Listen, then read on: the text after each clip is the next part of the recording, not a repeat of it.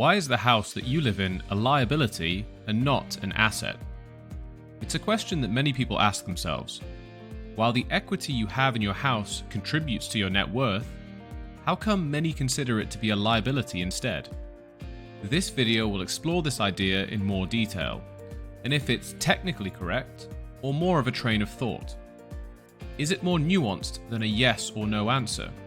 And what can we as investors learn from it? For those of you who are new here, welcome to Wise Wealth, where we dive into all things personal finance. If you like this type of content, make sure to subscribe to the channel, and if you could, give it a like down below as it helps the channel out. Without further ado, let's get into the video. Residential property is commonly used as an asset for investors to generate additional income. Rental properties are assets that appreciate over time, as well as generate a steady return in the form of rent. Obviously, rental investments come with their own costs, such as mortgage payments, ongoing maintenance, utility and letting fees. But good rental investments cash flow positively to give the investor a net profit. So how come the house that you live in is typically not considered an asset? Let's discuss it further. Firstly, your primary residence is not an income-generating asset. You can't rent it out to others as you already live in it, unless you decide to rent out other rooms and share your house, which is only an option to some, and usually never for families. So, while you still have the burden of maintaining the property, paying property taxes, and various other expenses, you don't benefit from a steady stream of rental income. The house becomes a cost that consistently leads to an outflow of cash on a monthly basis. The larger the house, the more it costs to maintain, and the more you end up having to pay to keep it up to scratch.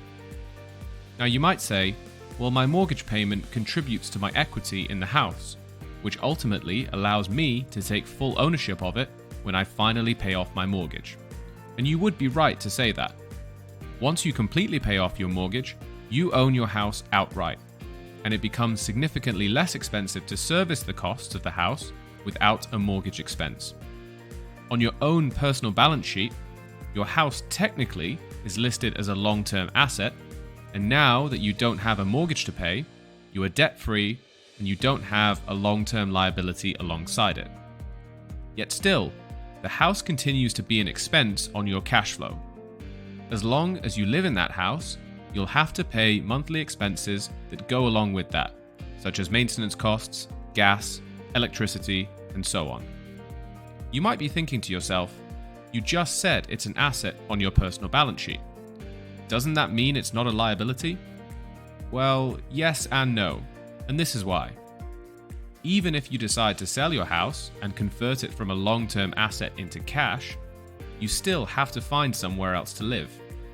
You might sell it for a profit, as it most likely has appreciated in value since you first bought it, but the rest of the housing market will have risen as well. Unless you downsize your house or move to a different neighborhood, city, or even country where house prices are cheaper, you aren't capturing additional value from the sale of your house.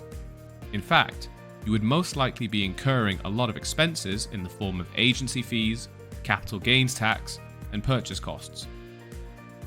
You could also choose to rent instead of owning a house outright, but once again, you would be incurring a monthly expense in the form of rent instead, and would not be building any equity in a long-term asset.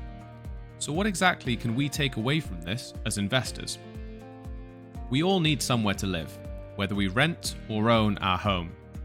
The comfort we feel in becoming debt-free and owning where we live is one that many aspiring homeowners seek.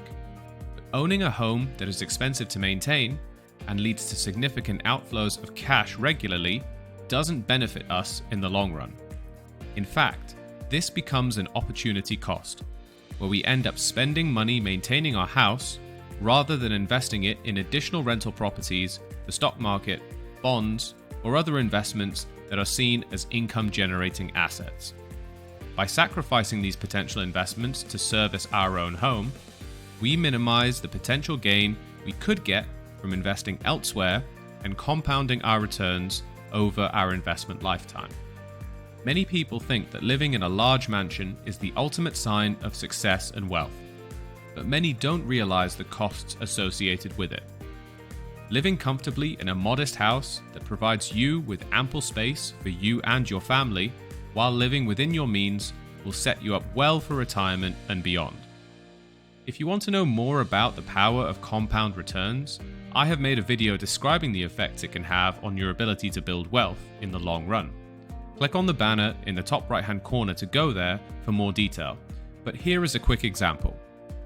Both of these families live in their own homes and have the same total income each of £8,000 a month.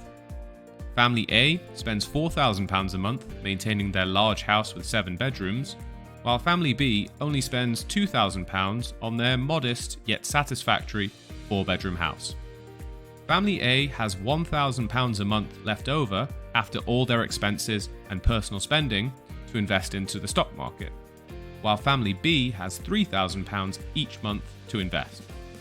They both invest their savings into an index fund like the S&P 500 that generates an 8% return on average throughout their investment lifetime. Neither of them take money out of their fund and let their returns compound over a 40-year time horizon. Here are the results at the end. Family A now has a stock portfolio worth £3.2 million, which is incredible. How does this compare to Family B that is able to invest £2,000 more each month?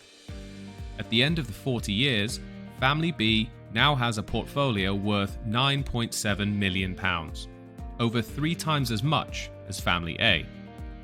This goes to show the power of compounding and what it can do if left for decades. The income number and the exact amount they pay each month doesn't matter. What's important is the difference it can make if you're able to save and invest as much as you can as early as possible to let compound interest work its magic. One of the best ways to do that is to be mindful of the house you live in and treat it as a liability. I'll leave a link to a compound interest calculator in the description below so you can see it for yourself. So, while the house you live in is technically an asset on your own balance sheet, it's not an income-generating asset and is one of the biggest contributors to your monthly expenses. Minimizing your household expenses allows you to invest your savings elsewhere to build a portfolio of investments that can compound over time and build lifetime wealth. If you got value out of this video, make sure to give it a like down below and consider subscribing to Wise Wealth for more personal finance and investing content. Thanks for watching, and until next time, see ya.